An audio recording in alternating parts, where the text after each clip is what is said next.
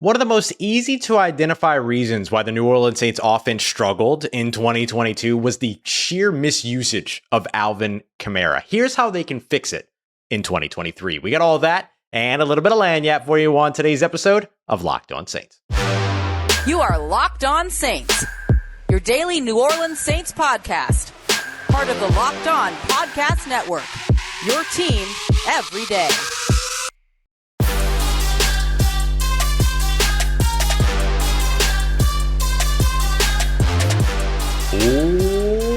What is good, Who Dat Nation and Who Dat family? Welcome into another episode of Locked On Saints, your daily podcast covering your favorite team, the New Orleans Saints, part of the Locked On Podcast Network, your team every day. Big shout out to every single everydayer out there making Locked On Saints your first listen of the day every day. Don't forget you can subscribe and follow for free on YouTube or wherever you get your podcasts. And if you want to keep the conversation going one-on-one with me, as well as get Saints news, rumors, film studies, Q&As, all that sent directly to your phone, head over today to joinsubtext.com/lockedon. Saints allows you to support the show a little bit as well.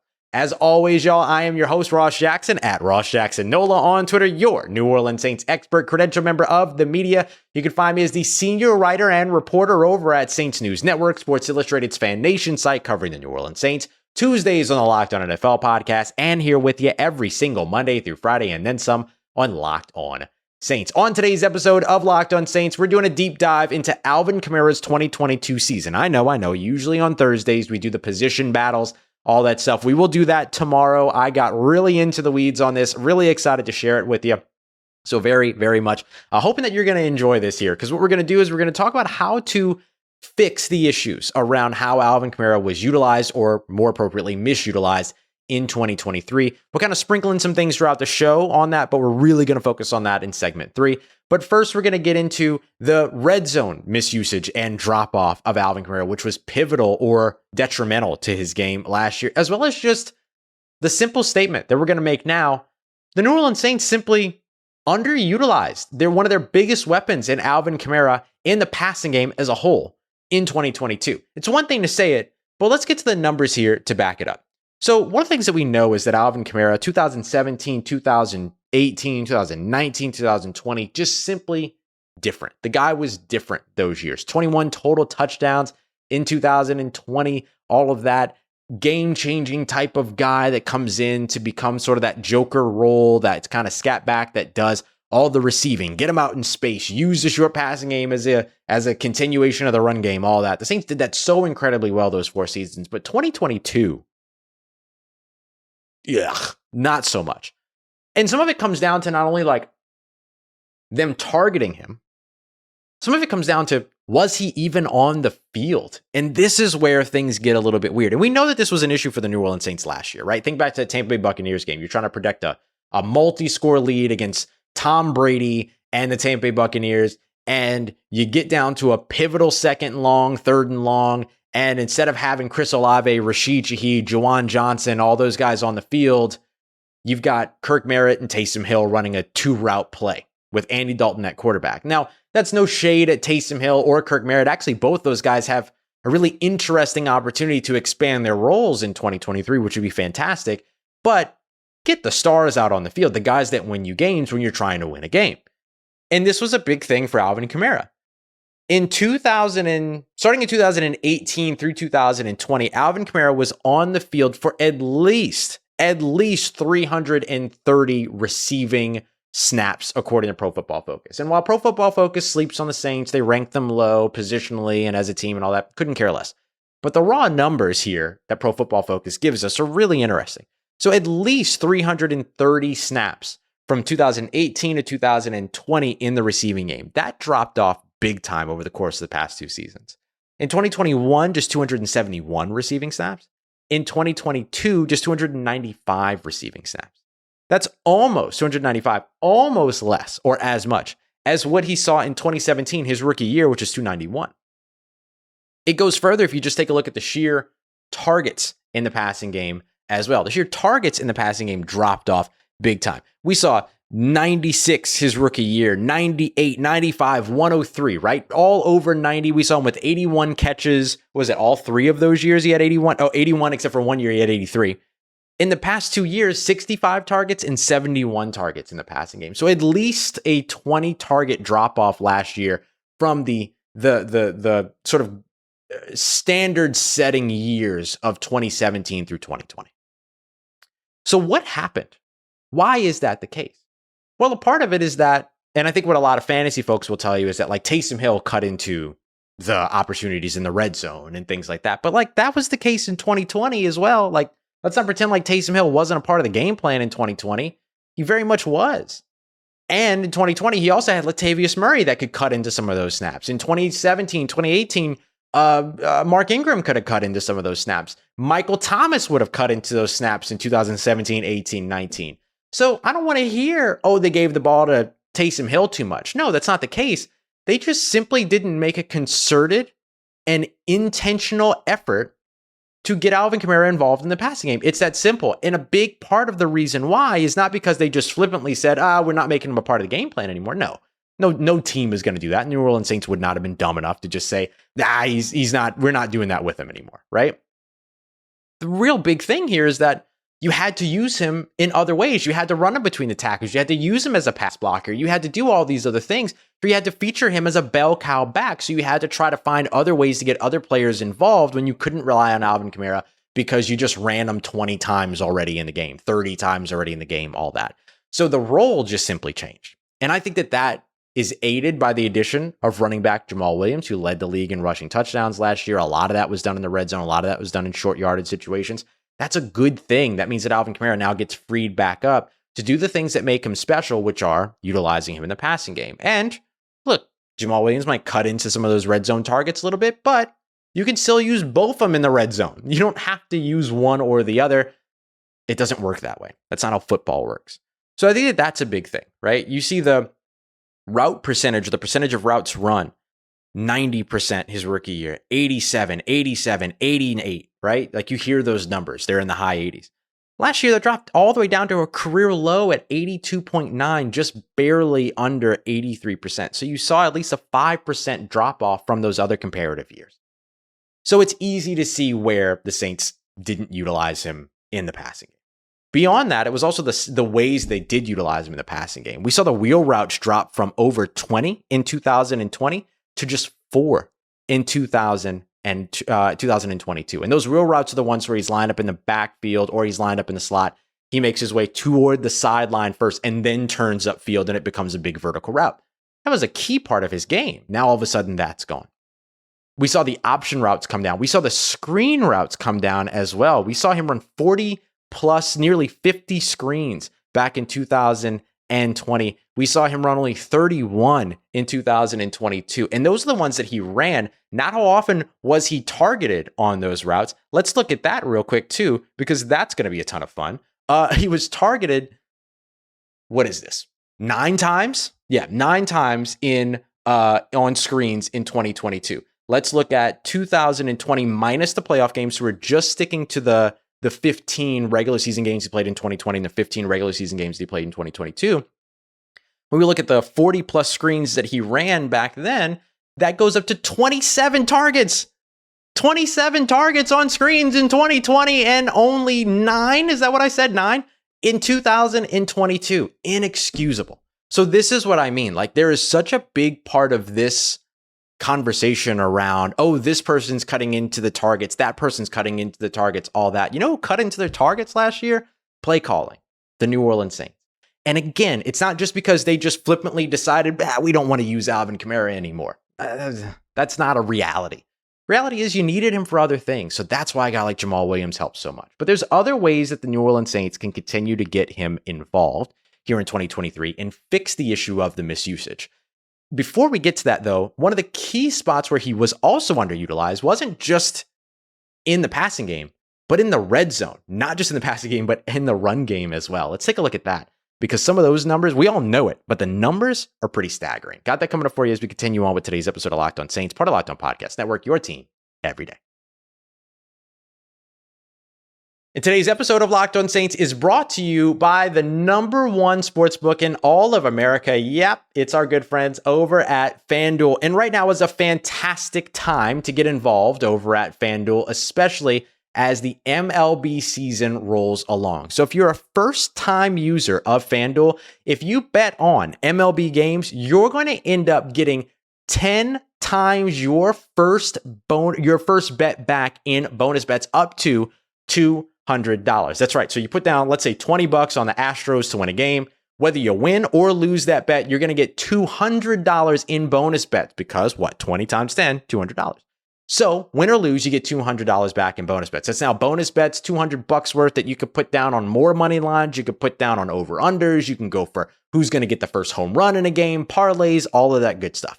All on an app that's super safe, secure, and very, very easy to use. Plus, when you win, you get paid out instantly. There's just simply no better place to bet on MLB action than FanDuel, America's number one sportsbook. So sign up today and visit FanDuel.com/locked on to get that up to $200 in bonus bets back. That's FanDuel.com/locked on. FanDuel, official partner of Major League Baseball.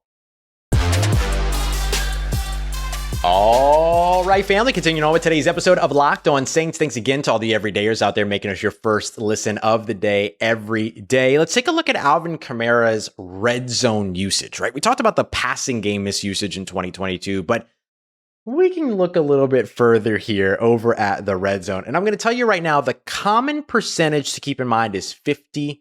50%, because that's oftentimes the difference between how Alvin Kamara was used in 2020 in the red zone versus 2022 in the red zone. So it's no mystery that Alvin Kamara was massively underutilized in the red zone and that his game and the New Orleans Saints offense suffered because of it. Detrimental to the game. So here's the first example. Back in 2020, all the way back then, 21 total touchdowns that year, right? Stellar year for Alvin Kamara. Absolutely phenomenal year. He had 17 red zone targets. I know that doesn't sound like a lot, but bear in mind, he only played 15 games that year, just like he only played 15 games in 2022. There were only 16 games in that season, all that. So he had 17 targets. So that's more than one target per game in the red zone. That's a good thing. 12 of those came down for catches. 98 yards, 4 touchdowns in the red zone, no fumbles. That's important because if you remember back in the San Francisco 49ers game last year, big play actually in the red zone in the passing game with Alvin Kamara, but then he fumbled on that play. So remember how I said 50% is the key number here? Okay, so 17 targets in the red zone in 2020. In 2022, only 11. That's not 50%, but I'll tell you what is. The quality targets and quality plays that Alvin Kamara was able to make in the red zone. So some of this is about targeting. Some of this is about execution on Alvin Kamara's part as well. So so you had the 12 catches back in 2020. So I would consider all of those quality targets because they ended in receptions, no turnovers. Only 7 catches for Alvin Kamara for 41 yards and 1 touchdown in 2022, but he also had the fumble. So that means only 6 quality plays or results from those targets in 2022, 50% of what we saw in 2020.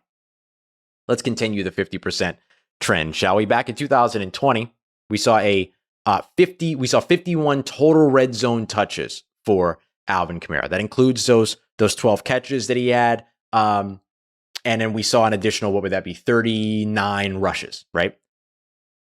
50% reduction in 2022 from 51 total red zone touches in 2020 to 27 total red zone touches in 2022. 7 of which were those catches that we discussed earlier. One more time. We got the 50% reduction. 28 rushes between 10 and 0 yards of the line of scrimmage, what we call the low red zone, right? The low red zone being the closest half of the red zone to the end zone. So between 10 and 20 yards, 28 rushes. That resulted in 14 rushing touchdowns. He also had a receiving touchdown. So 15 total touchdowns in 2020 when it came to touches between 10 to 0 yards of the end zone. So from 28 rushes in 2020 in those game situations, 13, 1-3, not 30, not 3-0, 13, 1-3, less than 1 a game by 2 counts in 2022. And only 1 total touchdown because of that. And that wasn't even a rushing touchdown. That was a rushing touchdown. Sorry, that was a rushing touchdown. from 0 to 10, from 10 to 0 yards. So you can see the 50% reduction theme here, big time. From 51 red zone touches to 27. From 28 touches between 10 to 0 yards to 13.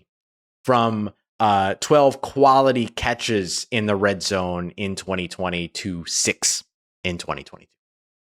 And this is an example of how, like, this isn't all on the Saints for misusing him. Some of it was his own execution, the fumble in the red zone, all of those things. And some of it, too, was just quarterbacks that the New Orleans Saints had at the time not going to the open guy. I mean, you can look at, there's a throw in that Carolina Panthers game, that awful Carolina Panthers game in Week 18, where Alvin Kamara runs just a simple little pivot, not a pivot, but like a simple little hitch route out of the backfield to where he just works his way upfield about 5 yards, turns around and is there, wide open, got about a 5-yard berth from the next Carolina Panthers defender. And instead of Andy Dalton taking that throw, which he's a right-handed quarterback, that's the right side of the field, it makes sense. He goes to the left side of the field and throws outside of the hashes on a route that Chris Olave broke to the middle of the field. Rough. Just rough. And look, maybe Andy was right on that throw, and maybe Chris was wrong, and Chris Olave broke towards the inside of the field and he was supposed to go to the outside of the field. But Alvin Kamara is wide open right there in eye shot, and is not able to, doesn't see the play or chooses to take the long ball, whatever it might be, chooses to go for the big play. Just not the right situation that you expect to see there. So when you look at where Alvin Kamara's game was most impacted, it's that red zone usage, it's the targets in the passing game. And you can clearly see how that impacted the New Orleans Saints, where they weren't able to win games, where their defense was forcing just 20 points per game over the last 8 games of the season. And I think you can pretty successfully translate from one to the other in that situation. So, man, it's really, really rough. But you can see it. We can illustrate what it is. We can see where the Saints made their decisions. We can see where Alvin Kamara's execution wasn't there. We can see where the quarterback made the wrong decision or a different decision, things like that. We can see all of that. And if we can see it, the New Orleans Saints absolutely see it. And so they should be able to address it. So what are some of the easiest ways to address it in 2023 to make it all better? We got that coming up for you as we continue on and wrap up today's episode of Locked On Saints, part of Locked On Podcast Network, your team every day.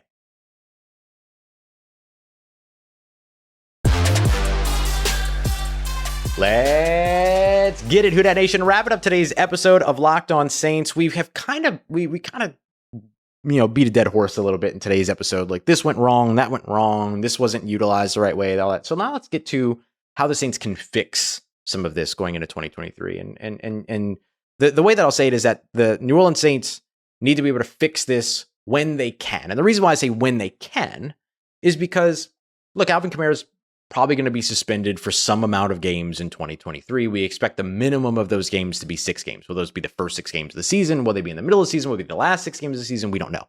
Will it only be 6 games? We don't know. I can't imagine that it's more than Deshaun Watson got. What was that, 11 games? So somewhere between 6 and 11 games is what makes sense to me. If it's more than that, it's kind of egregious. But, we'll see. And then there's the legal part of it all as well. Like, the suspension from the NFL might be the least amount of his worries. But I'm not going to get into legal stuff because I'm not a lawyer. I'm here to talk football. So let's talk football. How can the Saints, in the games they have Alvin Kamara available, fix some of the things that we saw that were bad practice, bad execution, stuff like that in 2022? I've got 4 ways for this all to kind of come together. 5, actually. Let me make it 5, because the first one is just getting him on the field in the right situations and being able to utilize him in ways that are reminiscent of how he has most produced throughout his career. That's not hard to do. That's pretty easy. That feels like a given. So that's the easy one. Here's the other 4. First of all, Jamaal Williams. And I want to get this out of the way because we kind of hinted to it earlier. Jamaal Williams, he's probably going to take away some of the red zone carries, some of the short yardage carries. But because of what you have Jamaal Williams able to do and the way that you can utilize him between the 20s, it opens up Alvin Kamara's game a lot more between the 20s, where he has a real opportunity to impact the game for you. And then you have the option of finishing drives with Alvin Kamara, Jamaal Williams, or Taysom Hill. So it doesn't become people cutting into Alvin Kamara's production. He can get his production elsewhere between the 20s, like we have seen throughout his entire career.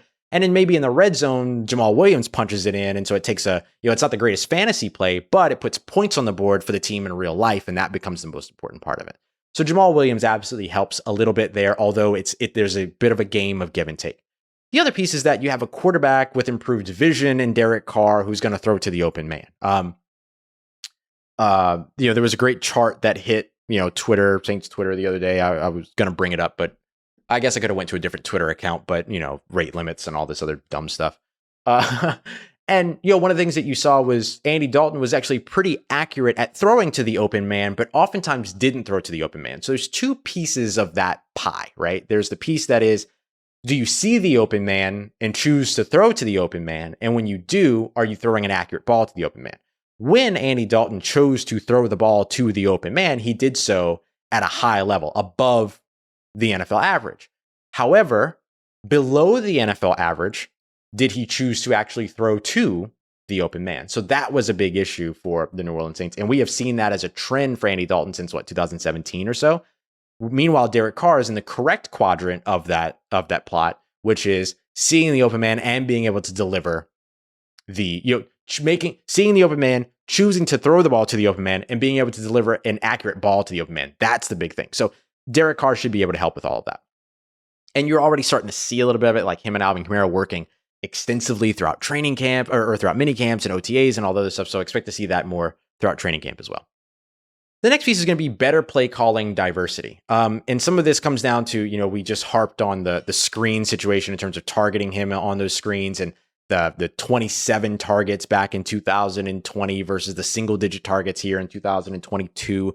Beyond that, you can look at the option routes. You can look at the out routes and the disparity there. You can look at the wheel routes and the disparity there. So just the greater usage of other pieces. And then you also had a lot more of him sitting back as the pass blocker in 2022 as well. 49 pass blocking reps in 2022 versus in 2020, 30 pass blocking reps. So that's a difference of 19 pass blocking reps. So if you swap that out and you apply those 19 pass blocking reps to him actually running routes, it takes his routes run from 295 in terms of plays that counted up to 314. Is that right? 314? I don't know. I think so. Yeah, 314. And so I sit here and talk about like all these percentages, sit here and talk about like all these things, but then ask me to add two numbers together in the moment while I'm recording, and I'm absolutely useless. But yeah, so like that makes a big difference in terms of giving him more routes to be able to run, getting him out on the field a little bit more in those other situations, things like that, especially in passing game situations.